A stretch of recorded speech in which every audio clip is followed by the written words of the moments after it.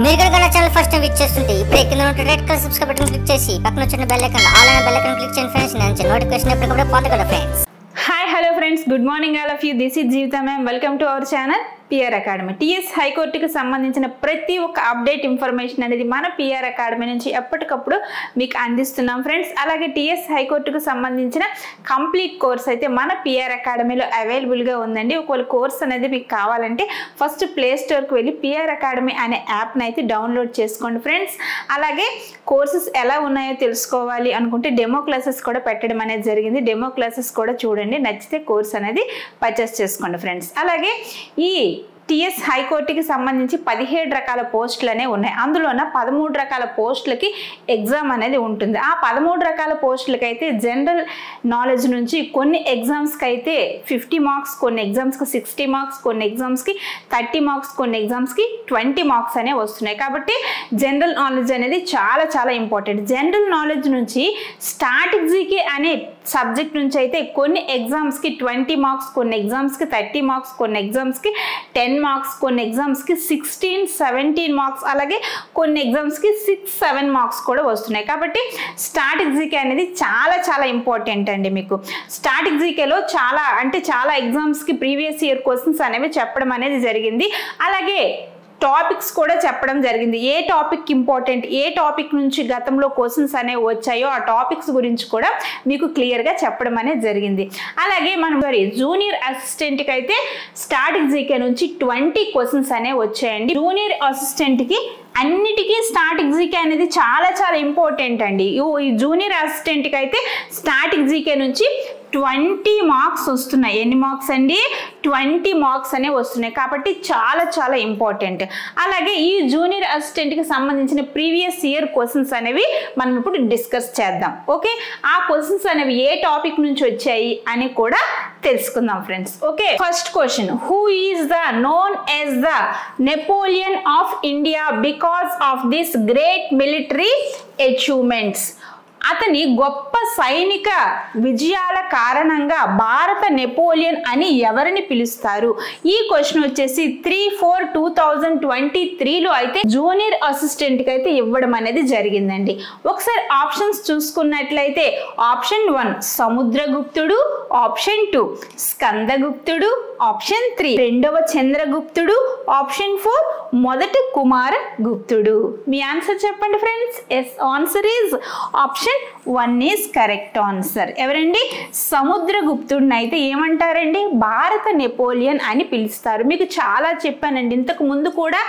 చాలా అంటే only record junior అసిస్టెంట్కే కాదు, రికార్డ్ అసిస్టెంట్కి అలాగే ఆఫీస్ సబార్డినేట్కి అన్నిటికీ కూడా ఈ స్టాటిక్ జీకే అనేది చాలా చాలా ఇంపార్టెంట్. వీటిలోనే ఎక్కువగా దేని గురించి? మ్యూజికల్ ఇన్స్ట్రుమెంట్స్ గురించి అడుగుతున్నారు. అలాగే ఫేమస్ పర్సనాలిటీ, ప్రముఖ వ్యక్తుల గురించి అడుగుతున్నారు. ఇక్కడ ఏం అడిగారండి? భారత నెపోలియన్ అని అడిగారు. అలాగే చాలా క్వశ్చన్స్లోనే ఇంతకుముందు ప్రీవియస్ ఇయర్ క్వశ్చన్స్ అనేవి చెప్పాను కదండి, అందులోనైతే ఎక్కువ నిక్ నేమ్స్ గురించి అడుగుతున్నారు. పంజాబ్ కేసరి అని ఎవరిని పిలుస్తారు? అలాగే ప్లేయింగ్ సిక్ అని ఎవరిని పిలుస్తారు? అంటే నిక్ నేమ్స్ అనేవి చాలా, అంటే నిక్ నేమ్స్ కానీ బిరుదులు కానీ చాలా చాలా ఇంపార్టెంట్ అండి. ది వాల్ అని ఎవరిని పిలుస్తారు? అంటే క్రికెట్కి సంబంధించి, స్పోర్ట్స్కి సంబంధించిన వారిలో. ఓకే, స్పోర్ట్స్కి సంబంధించిన వారిలో కానీ, అలాగే రాజకీయ నాయకుల గురించి కానీ, అలాగే స్వతంత్ర సమరయోధుల గురించి కానీ వాళ్ళకు వచ్చిన బిరుదులు కానివ్వండి, అలాగే వాళ్ళకు వచ్చిన నిక్ నేమ్స్ కానివ్వండి, చాలా చాలా ఇంపార్టెంట్ అండి. ఇక్కడ ఏమడిగారు? సముద్రగుప్తుడిని ఏమని పిలుస్తారు? భారత నెపోలియన్ అని పిలుస్తారు. అంటే ఇవి చాలా చాలా ఇంపార్టెంట్ అండి. శ్వేత విప్లవ పితామహుడు అని ఎవరిని పిలుస్తారు? హరిత విప్లవ పితామహుడు అని ఎవరిని పిలుస్తారు? వాళ్ళని ఎందువలన అలాగని పిలుస్తారు? ప్రతి ఒక్కటి కూడా చాలా చాలా ఇప్పటి వరకు నేను చాలా క్వశ్చన్స్ ప్రీవియస్ ఇయర్ క్వశ్చన్స్ అనేవి చూసాను. అన్ని కూడా record assistant, junior assistant, office subordinate, examiner, అలాగే చాలా వీటిలో కూడా నిక్ నేమ్స్ అనేవి చాలా అడుగుతున్నారు. కాబట్టి ఇవి చాలా చాలా ఇంపార్టెంట్ అండి. ఓకే, మరి ఇతన్ని సముద్రగుప్తుడిని ఏమంటారండి? భారత నెపోలియన్ అంటారు. ఎందుకు అంటారండి ఇతన్ని అంటే? ఓకే, ఏంటండి సముద్రగుప్తుడు అయితే గొప్ప యోధుడు మరియు సమర్థవంతమైన నిర్వాహకుడు, అలాగే గుప్త సామ్రాజ్య విస్తరణలో ప్రముఖ కీలక పాత్ర వహించాడు. అలాగే ప్రముఖ రాజ్యాలను మరియు వాటి యొక్క పరిపాలనలో గొప్ప విజేతగా ఇతను నిలిచాడు. అందువలన ఇతన్ని ఏవి స్మిత్, చరిత్రకారుడైన ఏవి స్మిత్ అయితే ఇతన్ని భారత నెపోలియన్ అని పిలిచేవారు. భారత నెపోలియన్ అని సముద్రగుప్తుడిని ఎవరు పిలిచేవారండి అంటే ఏవి స్మిత్ అయితే సముద్రగుప్తుడిని భారత నెపోలియన్ అని పిలిచేవారు. ఓకే, ఇవి కూడా చాలా చాలా ఇంపార్టెంట్ అండి.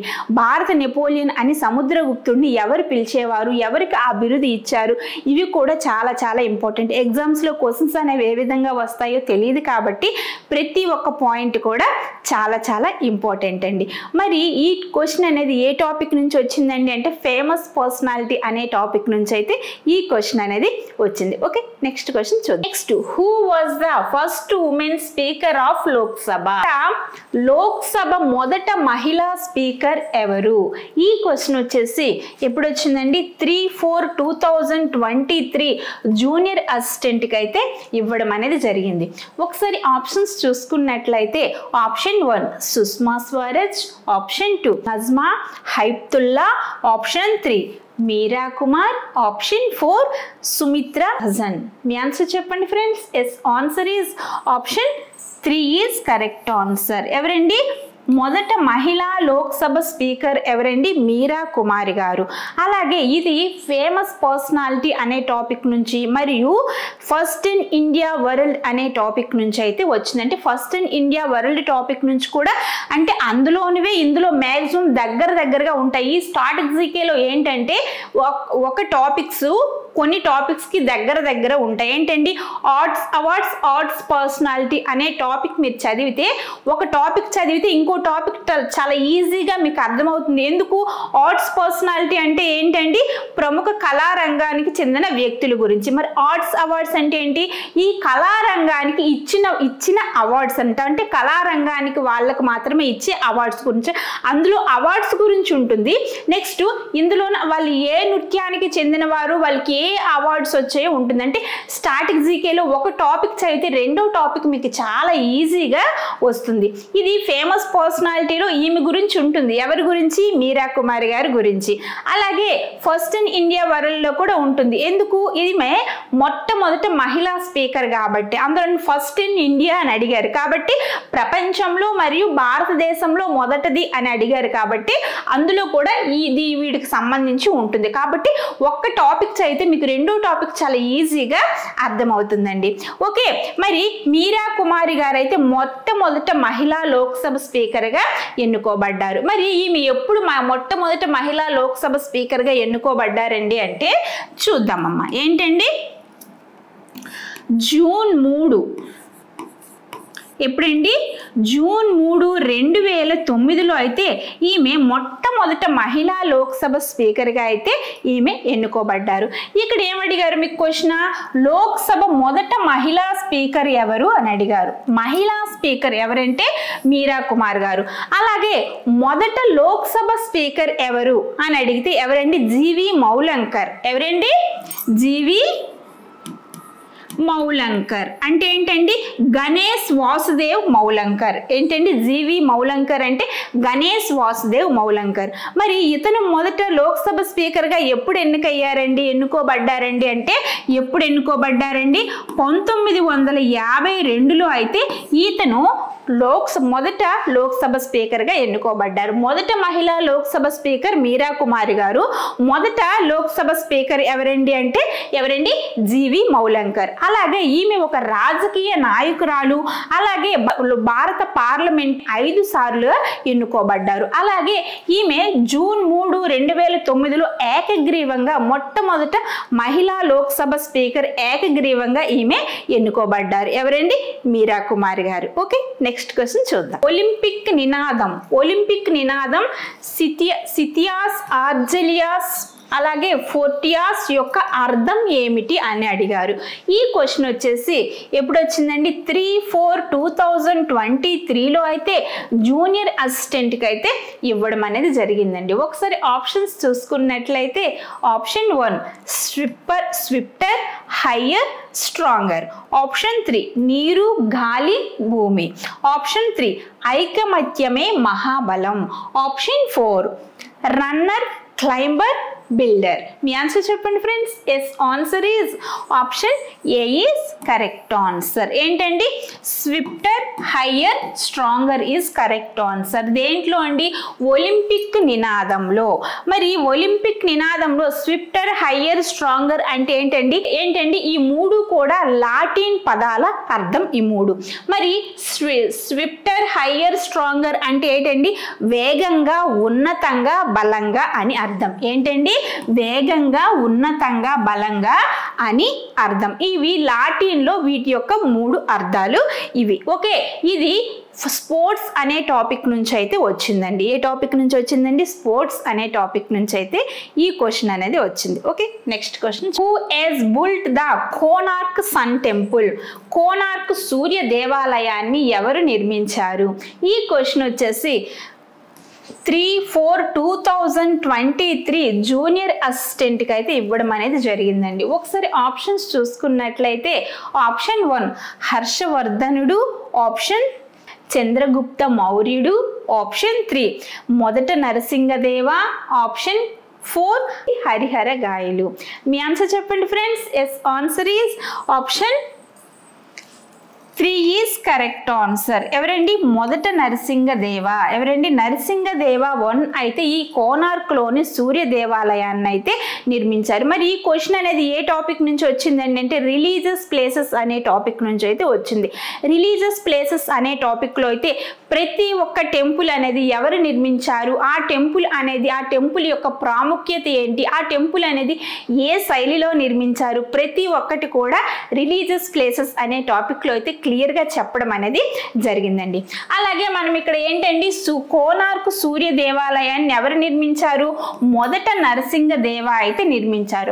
గంగా వంశానికి చెందిన లాంగుల నరసింగదేవ 1 అయితే ఈ కోనార్క్లో సూర్య దేవాలయాన్ని నిర్మించారు. ఓకే, మరి ఎప్పుడు నిర్మించారండి అంటే 1236 నుంచి 1264 వరకు అయితే ఈ సూర్యదేవ ఆలయం కోనార్క్లోని సూర్యదేవ ఆలయం అయితే ఈ సంవత్సరాల మధ్యలో అతను నిర్మించారు. ఎవరు?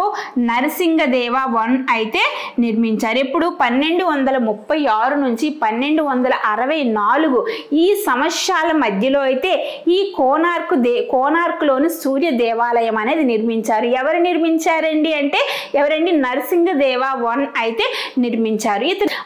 అలాగే ఈ సూర్య దేవాలయం అనేది అయితే ఏ శైలిలో నిర్మించారండి? ఇవి చాలా చాలా ఇంపార్టెంట్ అండి.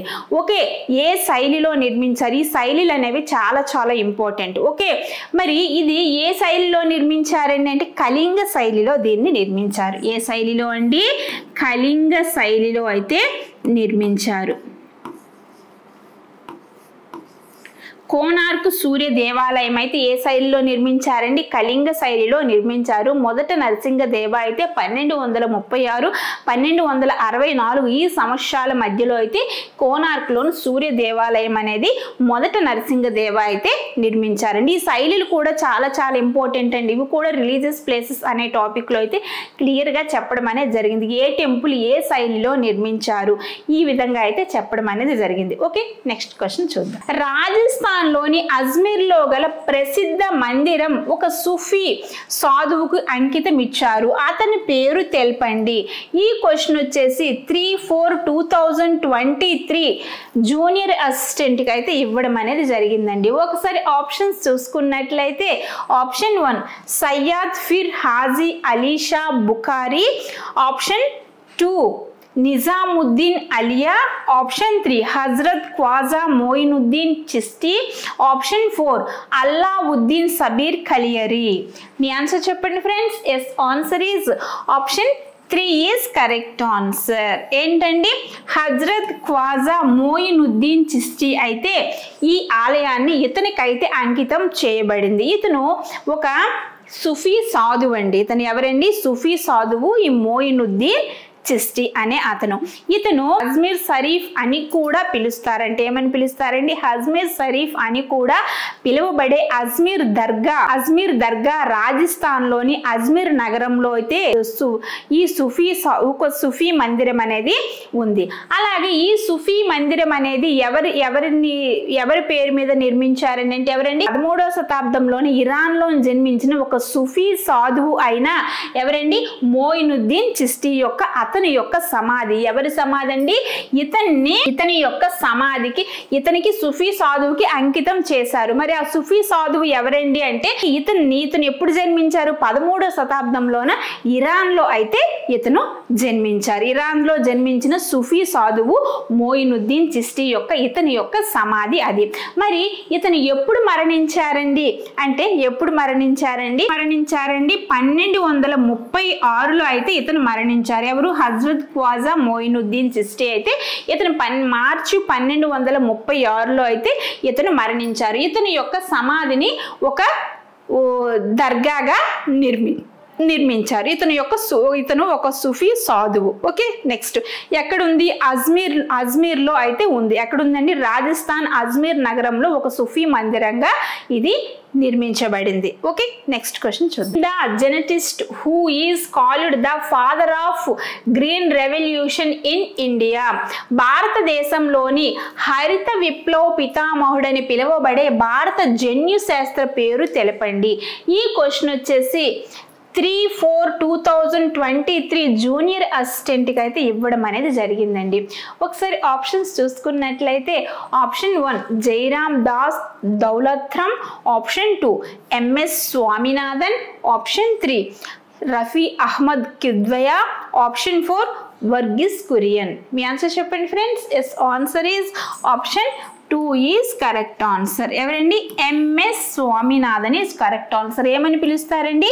హరిత విప్లవ పితామహుడని పిలుస్తారు. ఎవరిని? MS స్వామినాథాన్ని. ఎందుకు? ఇతను 1960 ఎప్పుడండి? 1960 మరియు 1970లో అయితే ఇతను వరి మరియు గోధుమల యొక్క దిగుమతులు ఉత్పత్తి పెంచడానికి ఇతను చాలా అత్యంత కృషి చేయడం వలన ఇతన్ని హరిత విప్లవ పితామహుడని పిలుస్తారు. అలాగే ఎంతో మంది ఆకలి బాధలను తప్పించిన ఘనత కూడా ఇతనికి వరించింది. ఎవరికండి? MS స్వామినాథానికి. అందుకే ఇతన్ని ఏమంటారు? హరిత విప్లవ పితామహుడని అంటారు. ఎవరిని? MS స్వామినాథాన్ని. అలాగే మరి వర్గీస్ కురియన్ ఏమంటారండి? శ్వేత విప్లవ పితామహుడు అని అంటారు. ఎందుకంటారు? అముల్ అంటే ఒక పాల సంస్థల్లో అతి పెద్ద సంస్థ అయిన అముల్ అనే ఒక సంస్థను ఫస్ట్ ఇతను స్థాపించడం వలన ఇతన్ని వర్గీస్ కురియన్ని శ్వేత విప్లవ పితామహుడు అని అంటారు. అంటే ఫస్ట్ పాలు నుంచి ఒక పాల పౌడర్ ని తయారు చేయడంలో ఇతను ఎంతో కృషి చేశారు. అతను కృషి చేయడం వలన ఇతన్ని వర్గీస్ కురియన్ని శ్వేత విప్లవ పితామహుడని, అలాగే వరి గోధుమల యొక్క దిగుమతులను ఉత్పత్తి చేయడానికి ఎంతో కృషి చేసిన MS స్వామినాథాన్ని హరిత విప్లవ పితామహుడని పిలుస్తారు. ఇవి చాలా చాలా ఇంపార్టెంట్ అని చెప్పాను కదమ్మా. ప్రతి ఒక్కటి కూడా అంటే ఇది కూడా ఫేమస్ పర్సనాలిటీ నుంచి వచ్చిన ఒక క్వశ్చన్. అంటే వాళ్ళకు వచ్చిన నిక్ నేమ్స్ అనేవి చాలా చాలా ఇంపార్టెంట్. అంటే ఎక్కువగా ఈ TS హైకోర్టుకి డిస్ట్రిక్ట్ కోర్టుకి సంబంధించిన ప్రతి ఒక్క ఎగ్జామ్లో ఇప్పటి వరకు నేను చూసిన జూనియర్ అసిస్టెంట్ కానివ్వండి, రికార్డ్ అసిస్టెంట్ కానివ్వండి, ఎగ్జామినర్ కానివ్వండి, అలాగే ఆఫీస్ సబార్డినేట్ కానివ్వండి, ప్రతి ఒక్క ప్రీవియస్ ఇయర్ క్వశ్చన్లో అయితే వీటి గురించి ఒక్క క్వశ్చన్ అయినా వస్తుంది. మీకు ఇంతకు ముందు క్వశ్చన్స్ ప్రీవియస్ ఇయర్ క్వశ్చన్స్ అన్నిటికీ చెప్పాను కదమ్మా. వాటన్నిటి గురించి కూడా ఇలా ఇటువంటి క్వశ్చన్ అనేది ఒకటి వచ్చింది. కాబట్టి చాలా చాలా ఇంపార్టెంట్. మీకు ఎక్కువగా స్టాటిక్ జీకేలో ఇంపార్టెంట్ ఏంటండి? ఫేమస్ పర్సనాలిటీ ఒకటి ఇంపార్టెంట్, అలాగే ఆర్ట్ పర్సనాలిటీ కళారంగానికి చెందిన వ్యక్తుల గురించి ఇంపార్టెంట్, అలాగే మ్యూజికల్ ఇన్స్ట్రుమెంట్స్ ఇది చాలా చాలా ఇంపార్టెంట్ అండి. మ్యూజికల్ ఇన్స్ట్రుమెంట్స్ ఒకటి ఇంపార్టెంట్, అలాగే స్పోర్ట్స్, ఇలా చాలా టాపిక్స్ చెప్పాను కదా. ఈ టాపిక్స్ అన్ని చాలా చాలా important. Main important musical instrument, art personality, famous personality, first in India world, ఈ టాపిక్ కూడా చాలా చాలా ఇంపార్టెంట్ అండి. ఒక ఇంపార్టెంట్ టాపిక్స్ కూడా మీకు నెక్స్ట్ చెప్తాను. ఈ ఇంపార్టెంట్ టాపిక్స్ అనేవి మీరు చాలా క్లియర్ గా చదవాలి. ఓకే, నెక్స్ట్ క్వశ్చన్ చూద్దాం. దిగువన భారత స్వతంత్ర సమరయోధుల పేర్లు వాళ్ళు స్థాపించిన వార్తా పత్రికలతో తప్పుగా జతపరిచిన జతను గుర్తించండి అన్నారు. ఓకే, ఈ క్వశ్చన్ వచ్చేసి ఎప్పుడు వచ్చిందండి? 3/4/2023లో అయితే జూనియర్ అసిస్టెంట్కి అయితే ఇవ్వడం అనేది జరిగింది. ఒకసారి ఆప్షన్స్ చూసుకున్నట్లయితే option 1 Subhash Chandrabose voice of India, Mahatma Gandhi young India, Motilal Nehru independent, Balagangadhar Tilak Kesari. మీ ఆన్సర్ చెప్పండి friends. Yes, answer is option 2 is correct answer. ఏంటండి? మహాత్మా గాంధీ అయితే యంగ్ ఇండియా అనే ఒక ఆంగ్ల పత్రికను స్థాపించారు. ఎవరు? మహాత్మా గాంధీ గారు. ఈ ఆంగ్ల పత్రికను ఏ విధంగా స్థాపించారు? అతని ఆలోచనలు తెలుపుతున్న ఆలోచనలు ఏంటంటే మనకు స్వతంత్రం రావాలి, మనది ఒక స్వతంత్ర భారతదేశంగా ఉండాలి అనే ఒక ఆలోచనతో అందరికీ ఉత్సాహపరచడానికి, అందరినీ ఉత్తేజపరచడానికి, అంటే స్వాతంత్రం కోసం పోరాడేలా ఉత్తేజపరచడానికి అతను ఆ ఆంగ్ల వార్తా పత్రికనైతే స్థాపించారు. ఏంటది? యంగ్ ఇండియా అనే ఒక వార్తా పత్రికనైతే అతను స్థాపించారు. ఓకే, ఏంటండి ఎప్పుడు ఆ వార్తా పత్రిక ప్రచురింపబడిందండి అంటే ఎప్పుడండి?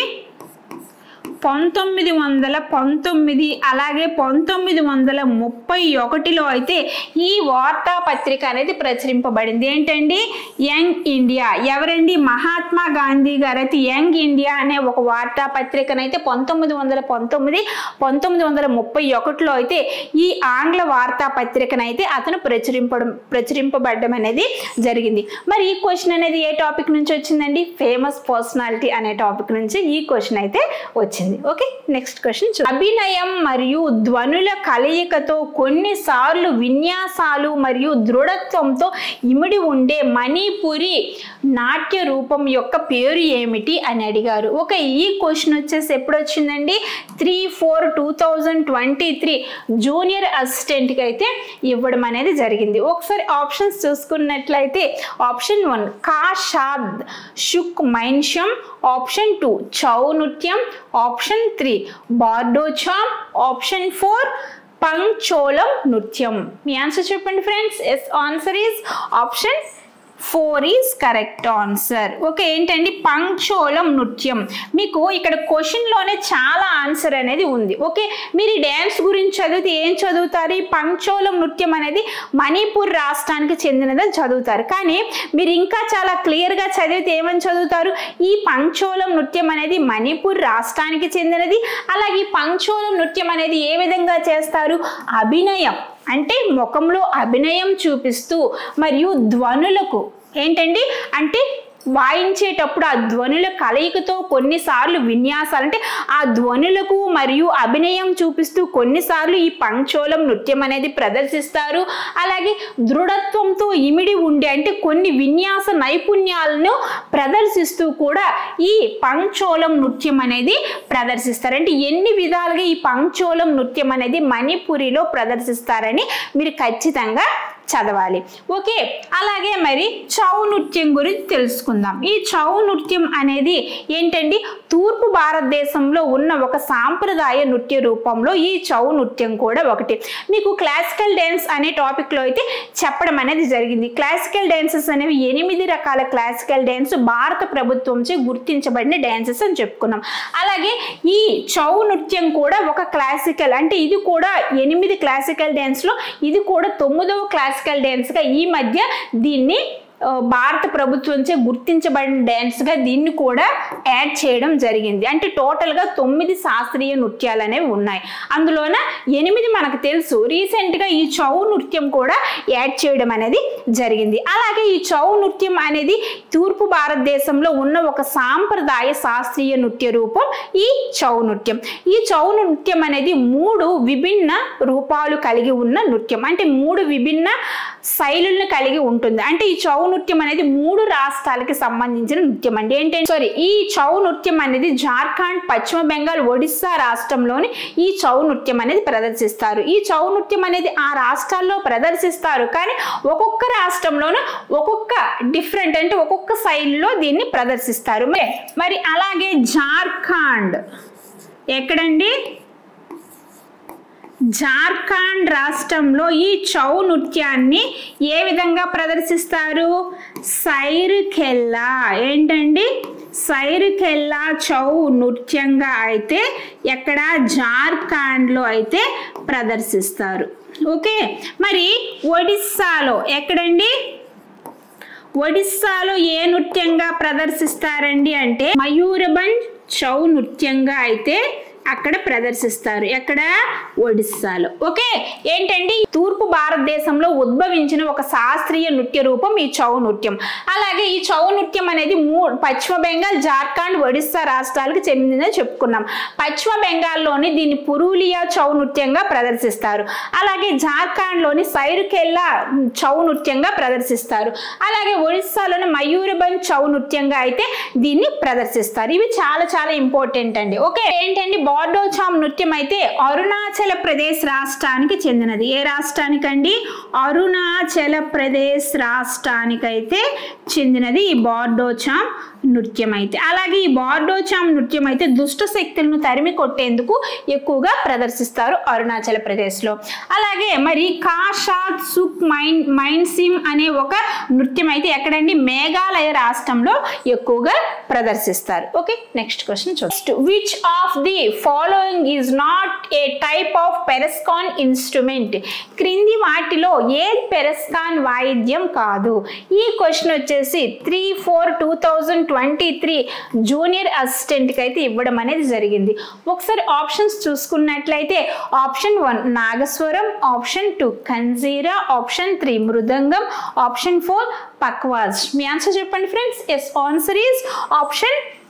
ఆన్సర్స్ చెప్పే ముందు మ్యూజికల్ ఇన్స్ట్రుమెంట్స్ గురించి తెలుసుకుందాం. మ్యూజికల్ ఇన్స్ట్రుమెంట్లో 4 రకాల ఇన్స్ట్రుమెంట్స్ అనేవి ఉన్నాయి. ఏంటి ఉన్నాయండి? స్ట్రింజ్డ్ ఇన్స్ట్రుమెంట్ ఒకటి ఉంది, అలాగే విండ్ ఇన్స్ట్రుమెంట్ ఒకటి ఉంది, అలాగే పెరెస్కాన్ ఇన్స్ట్రుమెంట్ ఒకటి ఉంది, అలాగే సాయిల్డ్ ఇన్స్ట్రుమెంట్ అనేది. ఈ 4 ఇన్స్ట్రుమెంట్స్ అనేవి మ్యూజికల్ ఇన్స్ట్రుమెంట్కి సంబంధించినవి. స్ట్రింజ్డ్ ఇన్స్ట్రుమెంట్స్ అనేవి ఏంటి? తీగ వాయిద్యాలకి సంబంధించినవి. అలాగే ఇన్స్ట్రుమెంట్స్ అంటే ఏంటండి? ఇవి గాలి వాయిద్యాలు అంటారు. చెప్తాం కదండి, ఊదేటప్పుడు వచ్చేవి ఏమంటారు? గాలి వాయిద్యాలు. అవన్నీ కూడా విండ్ ఇన్స్ట్రుమెంట్స్ కింద అయితే వస్తాయి. అలాగే పెరెస్కాన్ ఇన్స్ట్రుమెంట్స్. పెరెస్కాన్ ఇన్స్ట్రుమెంట్ ఏంటంటే జంతువుల చర్మాలు మరియు చెక్కలతో తయారు వాయించేటప్పుడు కొద్దిగా డిఫరెంట్ గా వస్తాయి కదా, అవి పెరెస్కాన్ ఇన్స్ట్రుమెంట్స్. అంటే ఈ విధంగా అన్నమాట. మరి ఇక్కడ ఏమడిగారు? పెరెస్కాన్ ఇన్స్ట్రుమెంట్ కి సంబంధం లేని వాయిద్యం ఏది అని అడిగారు. మరి సంబంధం ఉన్న వాయిద్యాలు ఏంటో చూద్దాం. ఫస్ట్ ఖంజీరా అనే ఒక ఇన్స్ట్రుమెంట్ అయితే ఏంటి? పెరెస్కాన్ ఇన్స్ట్రుమెంట్ కి సంబంధించింది. ఖంజీరా అనేది ఏంటంటే మేక చర్మం వాటి యొక్క లోహాలతో మరియు చెక్కలతో తయారు చేయబడిన ఒక ఇన్స్ట్రుమెంట్. కాబట్టి ఇది కూడా పెరెస్కాన్ ఇన్స్ట్రుమెంట్ కి సంబంధం ఉన్న ఇన్స్ట్రుమెంట్. ఇది రాంగ్ ఆన్సర్. అలాగే మృదంగం కూడా పెరెస్కాన్ ఇన్స్ట్రుమెంట్ కి సంబంధించినది. ఇది కూడా రాంగ్ ఆన్సర్. అలాగే పక్వాజ్ కూడా, ఇది కూడా పెరెస్కాన్ ఇన్స్ట్రుమెంట్ కి సంబంధించినది. మరి పెరెస్కాన్ ఇన్స్ట్రుమెంట్ కి సంబంధం లేదేంటండి? నాగస్వరం ఈజ్ కరెక్ట్ ఆన్సర్. ఇది పెరెస్కాన్ ఇన్స్ట్రుమెంట్ కి సంబంధం లేదు. మరి ఇది ఏ ఇన్స్ట్రుమెంట్ కి సంబంధించినదండి అంటే విండ్ ఇన్స్ట్రుమెంట్ కి సంబంధించినది. గాలి పరికరం ఇది. అంటే ఊదేటప్పుడు వస్తుంది కదండి, దాన్ని గాలి పరికరం అంటాం. అంటే నాగస్వరం అంటే ఏంటి? ఎక్కువగా నాగస్వరం అనేది ఊతుంటారు, మీకు అది తెలుసు కదండి. ఆ విధంగా అన్నమాట. ఈ నాగస్వరం అనేది ఏ ఇన్స్ట్రుమెంట్ కి? విండ్ ఇన్స్ట్రుమెంట్ కి సంబంధించింది. ఈ అన్ని యొక్క ఇన్స్ట్రుమెంట్స్ కూడా మీరు చదవాలి. ఆ ఇన్స్ట్రుమెంట్స్ అనేవి దేని ద్వారా తయారవుతాయి, నెక్స్ట్ ఆ ఇన్స్ట్రుమెంట్స్ కి సంబంధించిన ప్రముఖ వ్యక్తుల గురించి కూడా చదవాలండి.